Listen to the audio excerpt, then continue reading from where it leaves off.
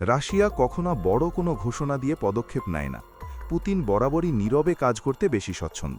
আর ঠিক সেই ধারাবাহিকতাতেই মস্কো থেকে ছড়িয়ে পড়েছে এক বিস্ফোরক খবর। জানা যাচ্ছে রাশিয়া নাকি প্রথমবারের মতো প্রকাশ্যে এনেছে তাদের নতুন প্রজন্মের মেগাসনিক ক্ষেপণাস্ত্র, যার নাম S-500।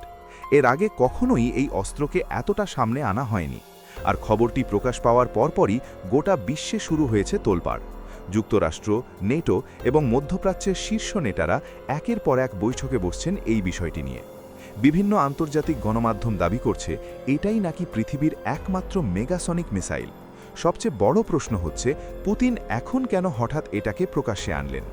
একাধিক রিপোর্টে বলা হচ্ছে রাশিয়া প্রায় 6 বছর ধরে গোপনে এই প্রজেক্টে কাজ করেছে।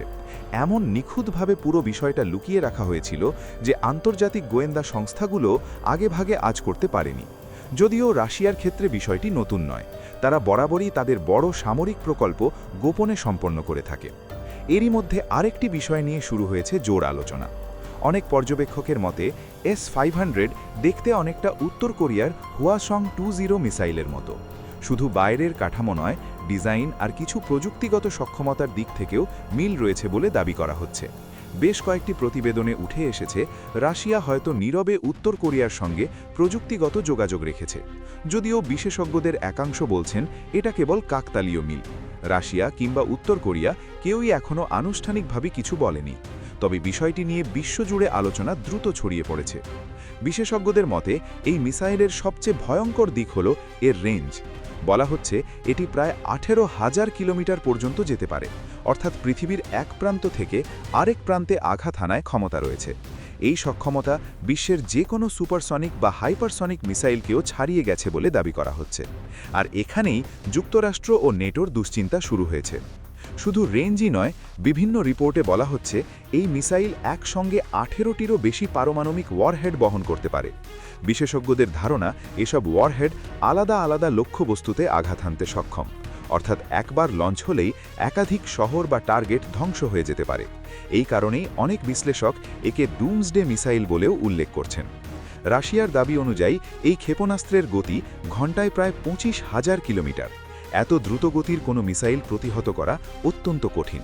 কিছু পর্যবেক্ষক বলছেন আমেরিকার আধুনিক ডিফেন্স সিস্টেম যেমন থ্যাড বা পেট্রিয়টও এটাকে ঠিকমতো ট্র্যাক করতে পারবে না। এই কারণেই পশ্চিমা দেশগুলো এটিকে গভীর নজরে রেখেছে। আরেকটি গুরুত্বপূর্ণ বিষয় হল এর প্রযুক্তি।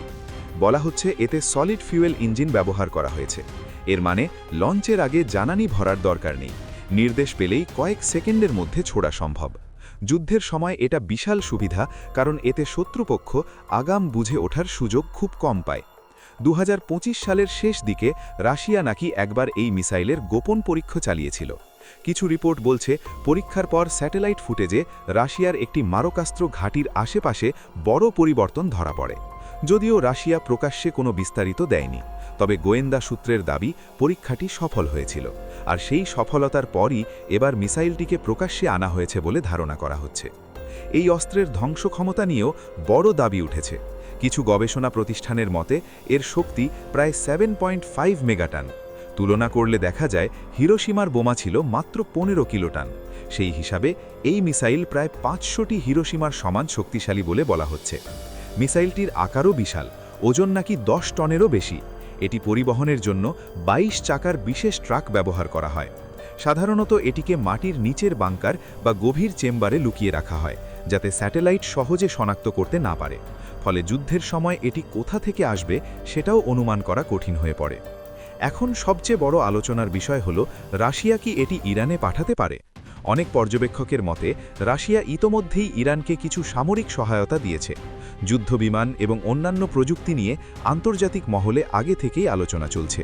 আর যদি এই S-500 সত্যিই ইরানের হাতে পৌঁছে যায়, তাহলে মধ্যপ্রাচ্যের শক্তির ভারসাম্য পুরোপুরি বদলে যেতে পারে। বিশ্লেষকদের মতে এটি হয়তো একটা বড় বার্তা। যুক্তরাষ্ট্র একদিকে তাদের মিনিটম্যান 3 আপগ্রেড করছে, অন্যদিকে চীন ও উত্তর কোরিয়াও দ্রুত পারমাণবিক শক্তি বাড়াচ্ছে। আর ঠিক সেই মুহূর্তে রাশিয়া এই ঘোষণা দিয়ে যেন সবাইকে দেখিয়ে দিল তারা আরও বড় কিছু নিয়ে মাঠে নেমেছে। আপনারা দেখছিলেন মায়া লাবে। Thanks for watching.